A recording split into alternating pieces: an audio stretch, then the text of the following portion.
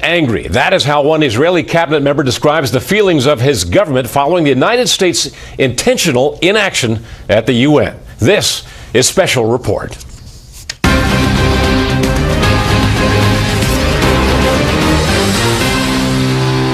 Good evening and welcome to Washington. I'm Doug McKelway in for Brett Baer. The relationship with the United States' closest ally in the Middle East has not been a simple one the last 8 years. As the Obama administration winds down, Israelis believe the United States played a key role in orchestrating one last parting shot.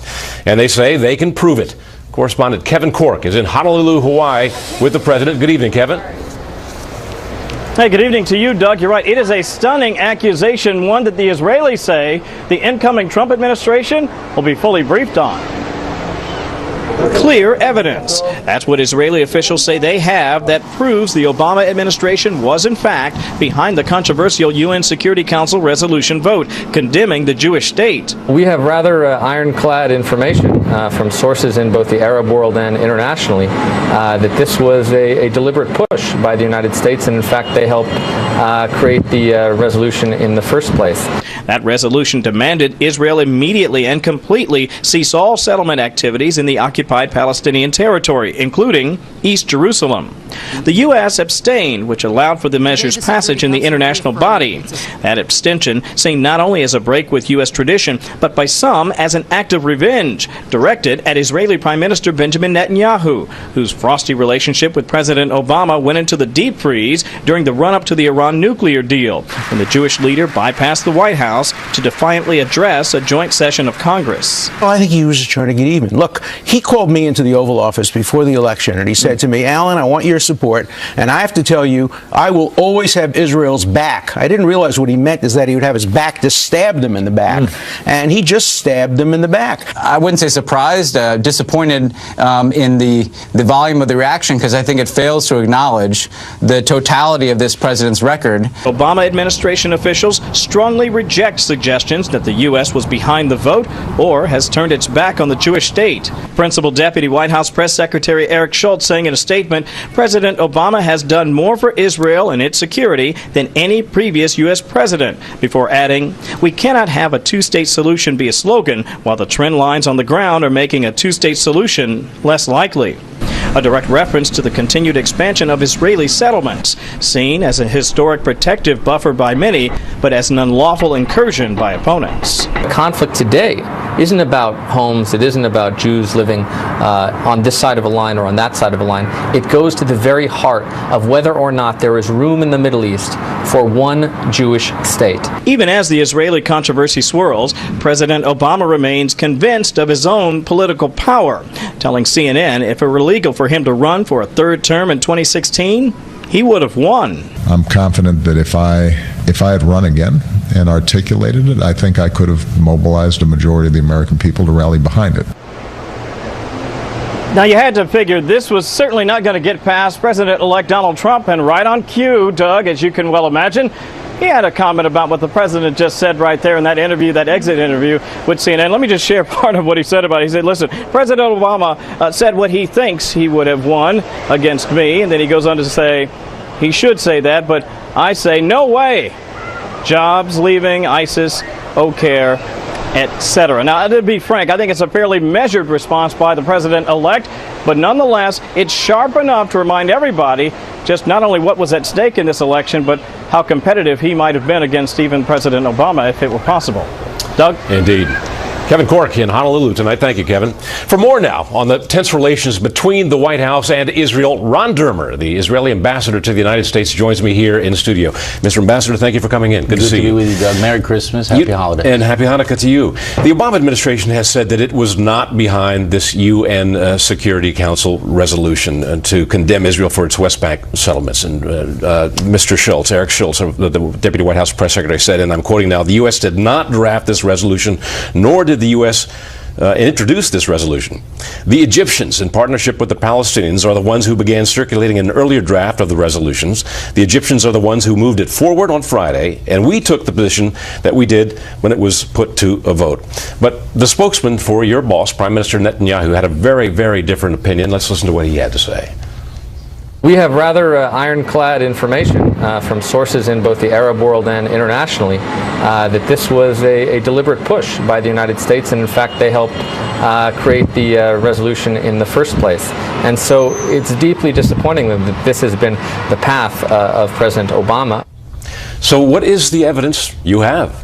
Well, we have that evidence, and as I said earlier, we're going to present it to the new administration, and if they choose to share it with the American people, that'll be their choice. But we have evidence. What David said is only part of what we have, and it's very clear that the U.S. orchestrated that. And look, had they even said up front, this is our policy and this is what we want to do, we would be in the same place, because ultimately we have to deal with a resolution that's on the table and its long-term consequences for Israel. And this is a very, very bad UN resolution. You know, when Hamas and Islamic Jihad, two terror organizations that are committed to Israel's destruction, are celebrating the passage of a UN resolution, that's not a resolution that the United States of America should abstain on. That's a resolution that they should veto. Don't you think, though, that the American people and the Israeli people should have a right to know whether our administration here in this country, our present administration, is lying to us about the origins of this resolution? Well, I'm going to let the future administration decide on that. Look, we are very pleased and deeply appreciate the fact that President-elect Trump was very clear that this resolution should be vetoed. We appreciate very much that there was bipartisan support in Congress. Both Democrats and Republicans, their leaders came out suggesting and basically asking President Obama to veto this resolution. Unfortunately, that didn't happen, and now we have to deal with the consequences, and we're looking forward to working with the incoming administration and the Congress to figure out how we can mitigate the dangers of this resolution, at the very least, if not repeal it. The Jerusalem Post is reporting tonight, in the aftermath of your telling other interviews that you're going to reveal this information to the incoming administration, quoting, let's not quote, let me paraphrase it. The J-Post is reporting tonight that Vice President Joe Biden intervened with Ukraine to get them to vote for this resolution. They are one of the non-permanent members of the Security Council. Is that true? Well, that's what a minister in our government heard directly. But is that the evidence you're...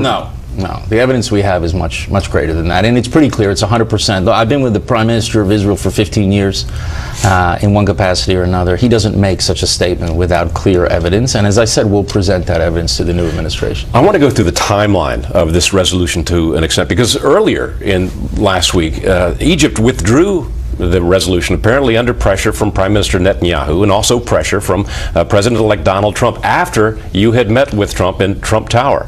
Do you think that President Obama's manipulations here were revenge? Listen, I hope not. I think that President Obama has a certain policy towards settlements. He's expressed that many times. He expressed it in 2009 when he first came into office, so this is not a new issue. What is new about this is that it's been taken to the Security Council. That has not happened since the days of Jimmy Carter. And it's an old story that the UN gangs up on Israel. It's a new story that the United States is not opposing that gang up, but what really upset us more than anything else is to find out that the administration was sort of orchestrating it. And again, Doug, what are the consequences of this resolution? This is a resolution that says that the Western Wall is occupied Palestinian territory. That's against, I assume, U.S. policy. This is a resolution that says that the settlements are all illegal. That's against U.S. policy. Just last week, the State Department spokesman said that's not our policy. We call them illegitimate. We think they're not constructive to peace. This is a resolution that basically encourages boycotts and sanctions against Israel. That's against the U.S. policy. So you have a series of things where you have a resolution that's not just against Israel, it's against stated American policy. And the president himself went to the UN in September 2011, and he said these issues should not be resolved in the UN Security Council. They should be negotiated between the parties. We agree with President Obama in 2011. Unfortunately, in 2016, December 2016, it was a different story.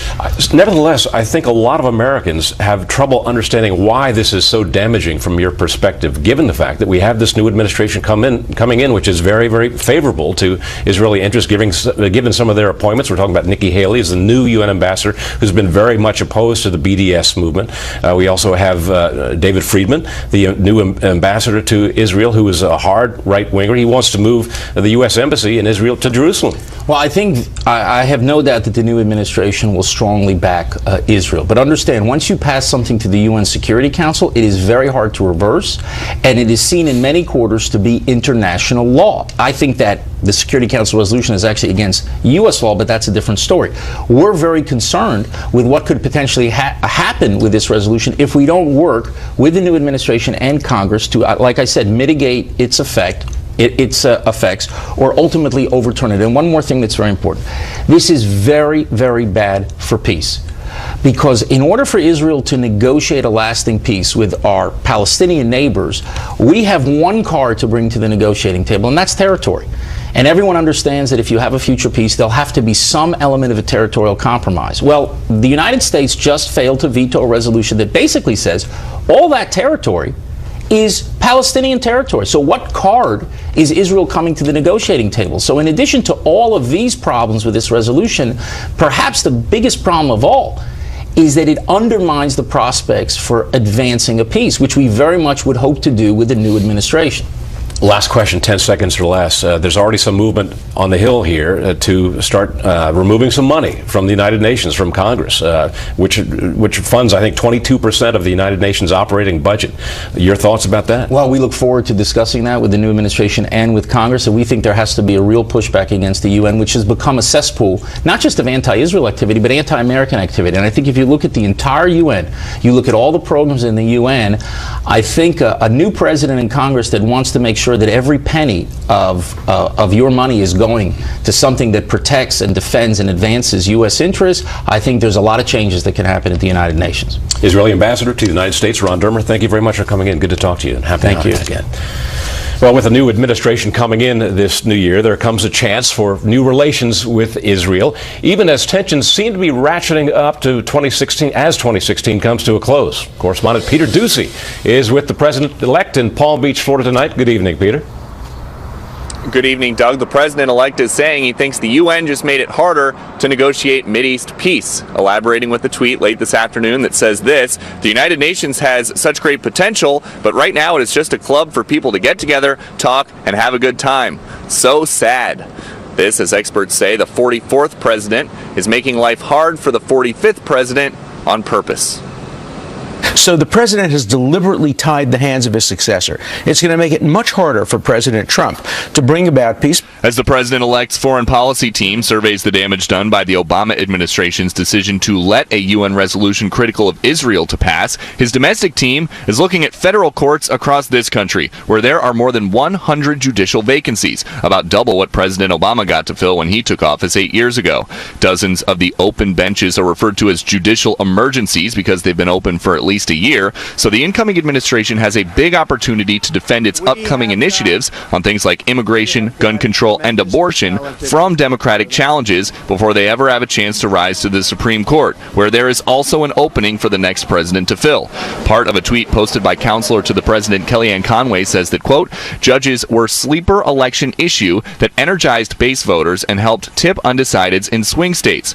This weekend, another top Trump staffer, Jason Miller, said he won't take the job of White House Communications Director that he had been given 2 days earlier. Quote, this is not the right time to start a new job as demanding as White House Communications Director. My wife and I are also excited about the arrival of our second daughter in January, and I need to put them in front of my career. The Trump campaign has not yet offered any other comment or provided any context addressing Mr. Miller's sudden and surprising announcement.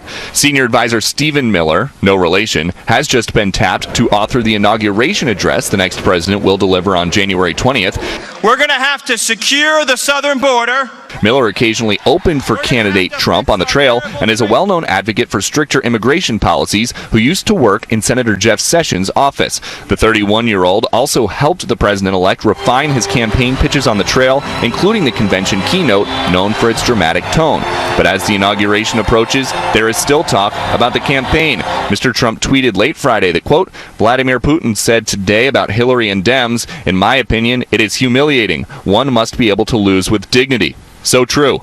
This comment shows the friendlier side of the Trump-Putin relationship, but Trump allies suggest he is ready to be tough on the Russian president, too. This is the same Donald Trump the liberals were terrified was going to sell out to Putin, who's now pivoted and said, look, as to quote General Mattis, we can be your best friend or we can be your worst enemy.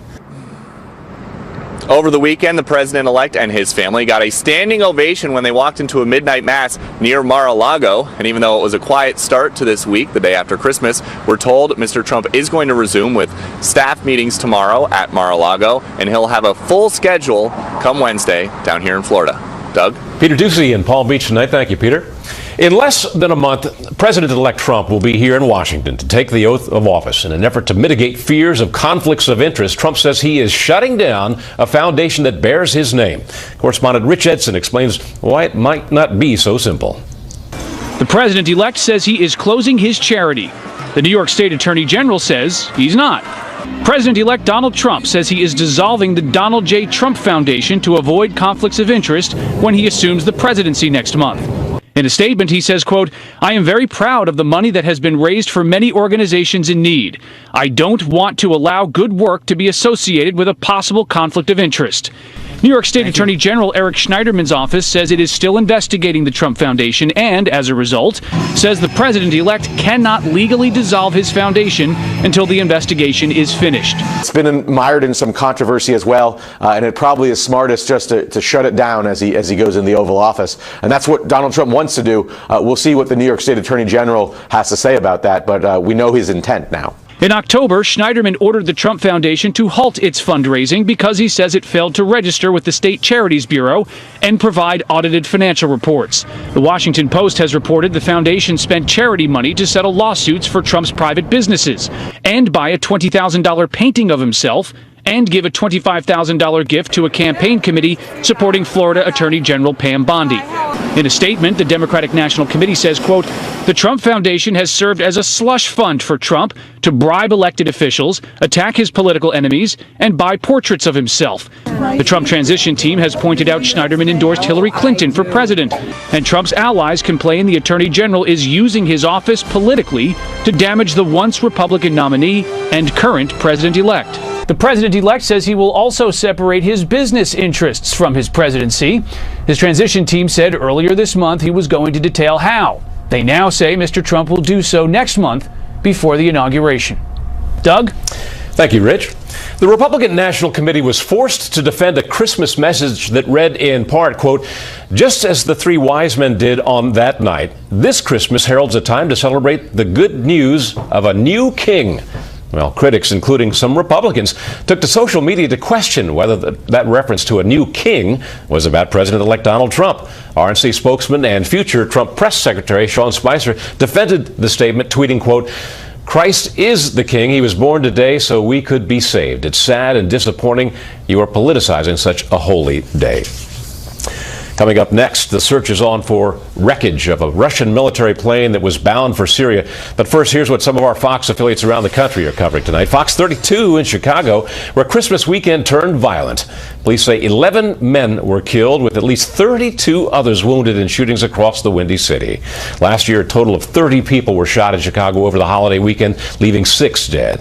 Fox 17 in Nashville, where police are searching for 4 inmates on the run after escaping through a hole behind a jail toilet. County officials say 6 inmates initially escaped on Christmas morning, but 2 have already been apprehended. Police say the men are considered dangerous to the public.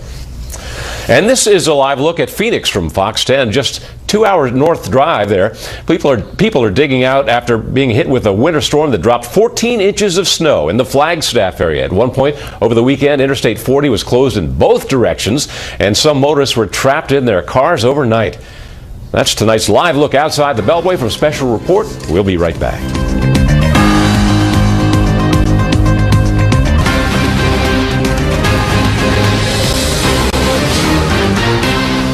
Turkish authorities have formally arrested more than 1,600 people in the last 6 months for supporting terrorist organizations or insulting officials on social media. At least 10,000 more are being investigated. A state of emergency following a failed coup in July, detaining thousands of citizens and purging tens of thousands of public servants and journalists over alleged ties to outlawed groups.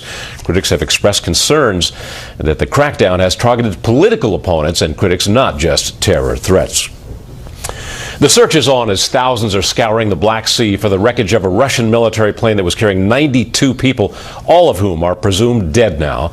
Reporter Kitty Logan has the latest on the search and investigation. Hello, Kitty.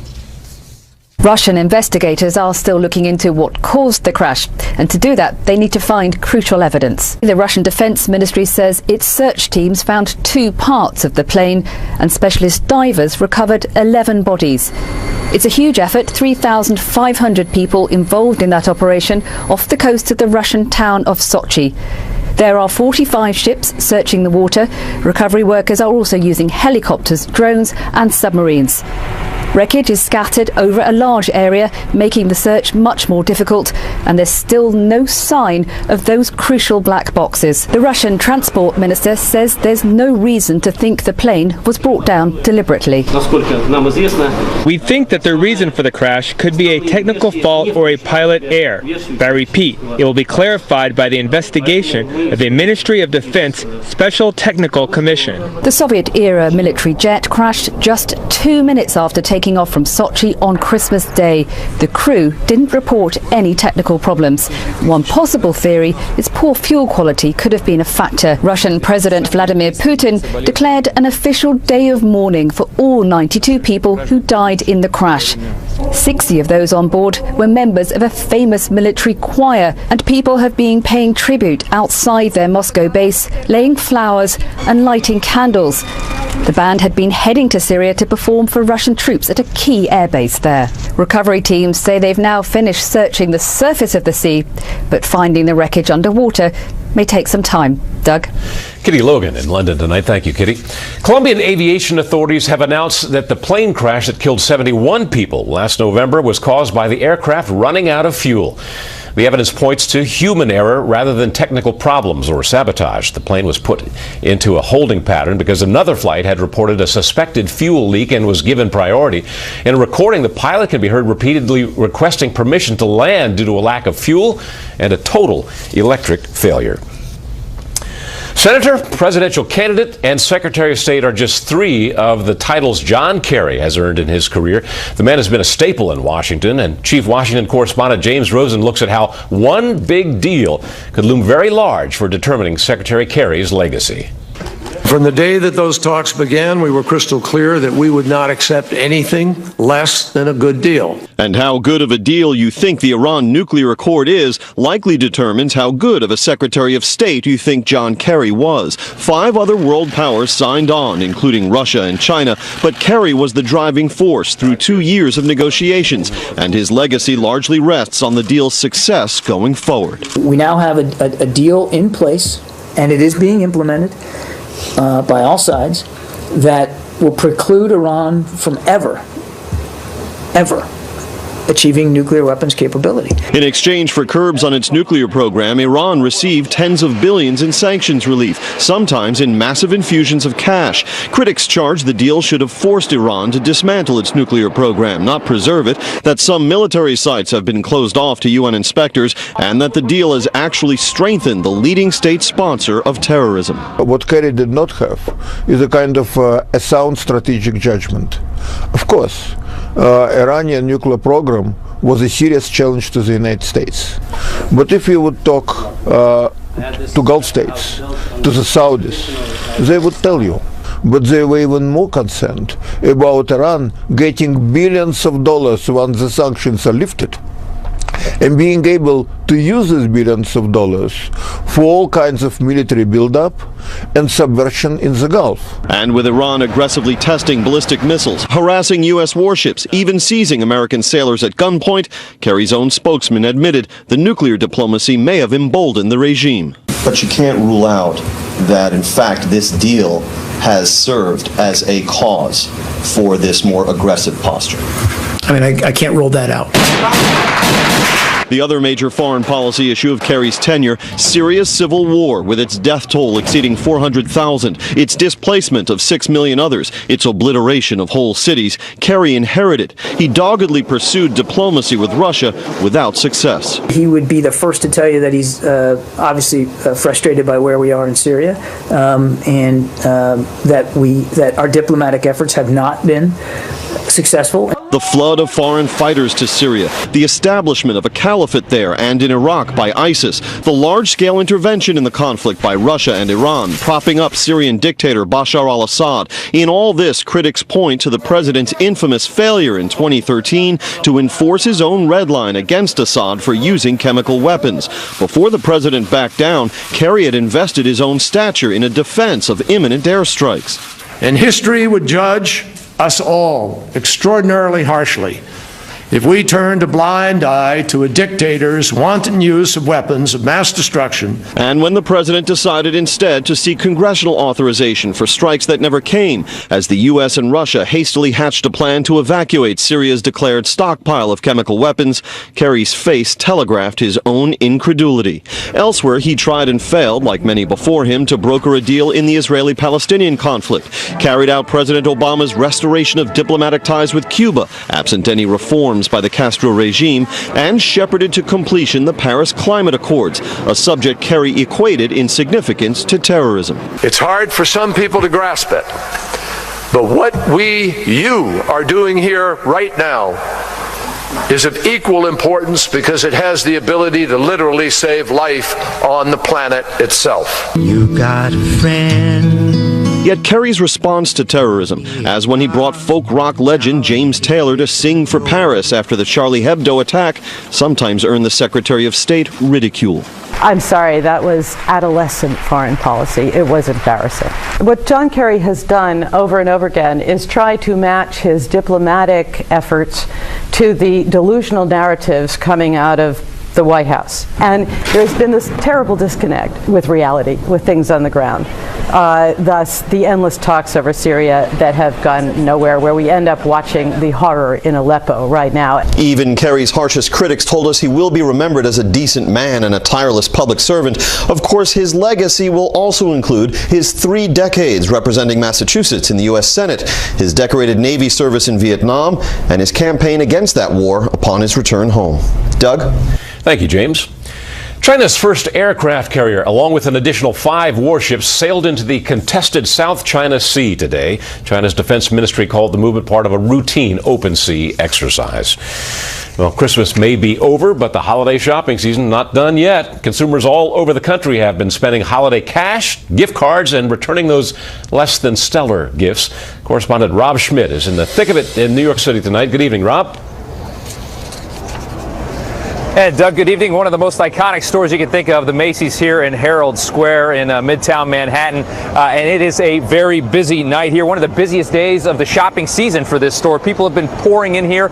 People looking for discounts, those after Christmas sales, also looking to make those returns. There are so many billions of dollars in returns that happen every year. Clothing, the #1 most returned item. That's the gamble if you want to buy the gift of clothing.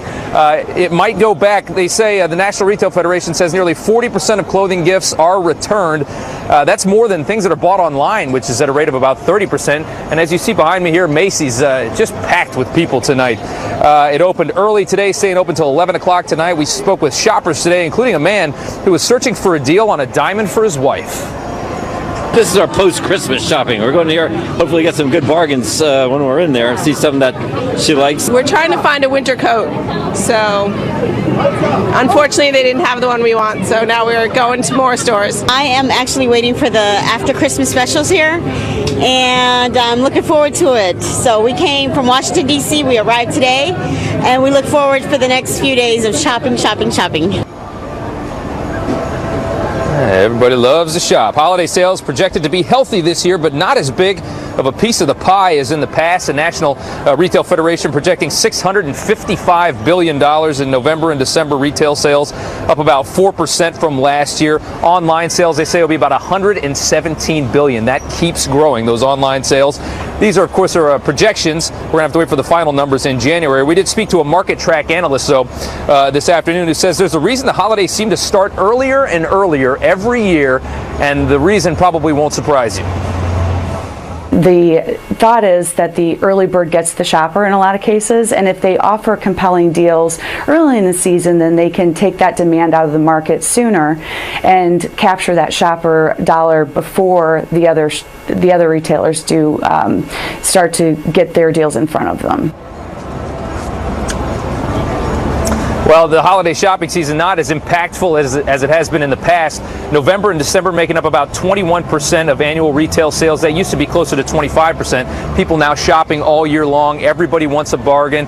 People kind of figure that you're not going to get the best deals when they know everybody's shopping, so they're looking to get that shopping done a little earlier in the year. Gift cards, the big hot thing lately. The second biggest gift given is a gift card, and it's smart because nobody's going to return a gift card. You can't get the wrong size. Doug, back to you. But they do let them expire on occasion.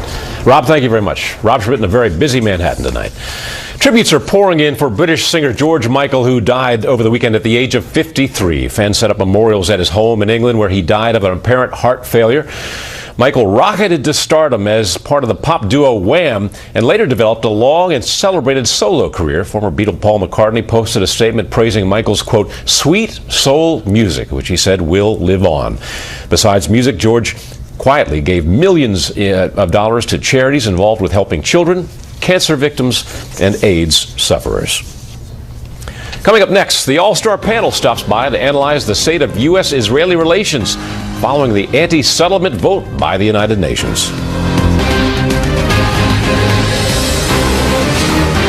When we see the facts on the ground, again, deep into the West Bank, beyond the separation barrier, we feel compelled to speak up against those actions. As I told John Kerry on Thursday, friends don't take friends to the Security Council. This is a day where the international community have utterly rejected the settlement activities, the policies of dictation, the policies of apartheid being employed by the current Israeli government. In the election, it's the most undemocratic thing a president can do, to tie the hands of his successor. Thank God in 25 days we will see a change in the American administration and also a change in American policy.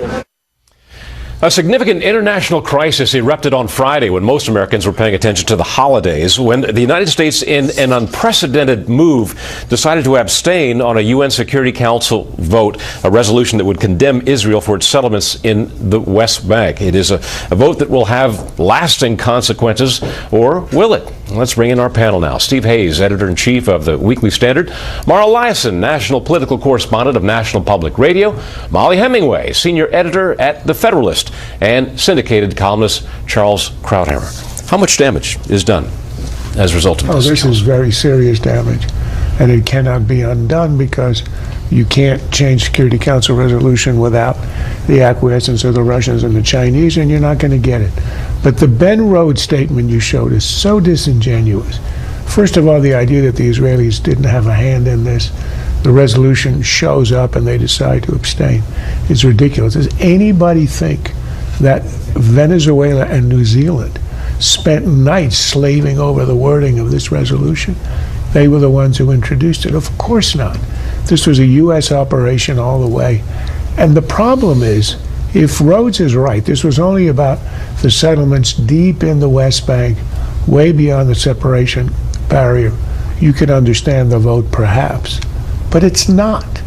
Every Israeli, left to right, has agreed that when there's a settlement, those settlements, in other words, when there's a peace, are going to be abandoned and torn down. Avigdor Lieberman, who is the right-wing Minister of Foreign Affairs, lives in one of these settlements.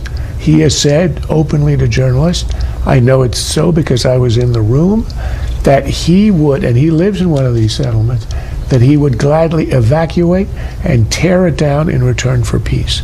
So there's no argument about that. But there are two other categories of settlements.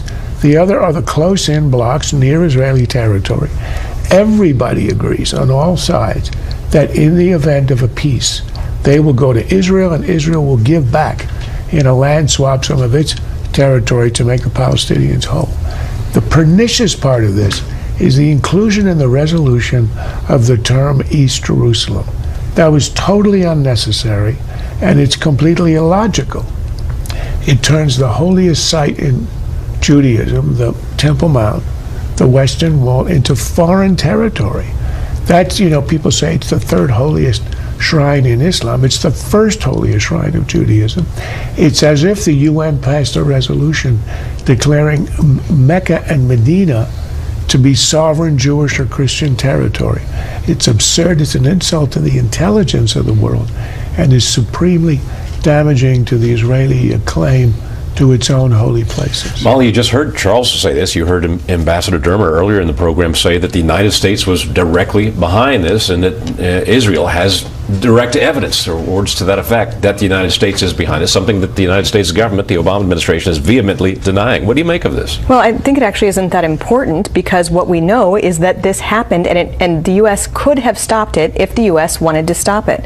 You have the U.S. Engaged in some pretty breathtaking, the Obama administration engaged in some pretty breathtaking dishonesty. They're saying that they warned Israel that this could happen, that they couldn't do anything to stop it. In many ways, this is Israel's fault. The U.S. had every incentive to keep this from happening, and they had the ability to keep it from happening. So whether or not there's this other information is kind of irrelevant. We know that the U.S. wanted it to happen because they allowed it to happen. And this causes huge problems for all sorts of relations with Israel. It goes against U.S. policy. We've never before said that settlements are illegal, as this policy does. It makes things very difficult going forward. We've gotten 25 years of concessions from Israel on the condition that we would never allow something like this to happen. I mean, this is a major mistake by the Obama administration. Mara, what are the practical effects of all this? Well, I think actually they might be not as bad for Israel as people think, because the Trump administration has a completely different idea about what to do going forward. Donald Trump has nominated an ambassador who's not for a two-state solution, at least that's what he said. And we know that Donald Trump says he wants to make this deal in the Middle East, but maybe the U.S. policy on Israel will be completely different, and maybe, as people are talking about in Israel today, that Netanyahu himself is going to have to decide whether he is for or against a two-state solution, which he has paid lip service to, but people don't know if he's really for that. Steve? Well, I think there are 2 points to make here. One looking backward, one looking forward. The first is about the Obama administration. I mean, this fits the pattern of the Obama administration, punishing American allies and accommodating American enemies. At the exact same time that this controversy was unfolding, we posted a piece on the Weekly Standard website about new revelations in the Iran nuclear deal that the Obama administration had sought to keep quiet. They were revealed in part in this piece that we posted on the Weekly Standard website. By the IAEA, new documents showing that the Obama administration had given sort of special accommodations to Iran as it pursues its nuclear program.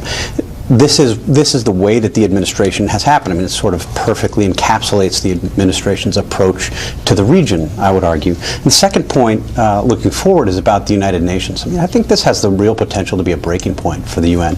This is the kind of thing that will bring together center-right coalition of, isolationists, non-interventionists, like Donald Trump sounds like he will be, along with conservative internationalists who have just had it with the United Nations. You look back at the history of the United Nations, it's a history of presiding over genocides, accommodating authoritarians, excusing dictators. You think back to the oil for food scandal under Saddam Hussein. Kofi Annan went into that scandal and said, we can do business with Saddam Hussein's Iraq.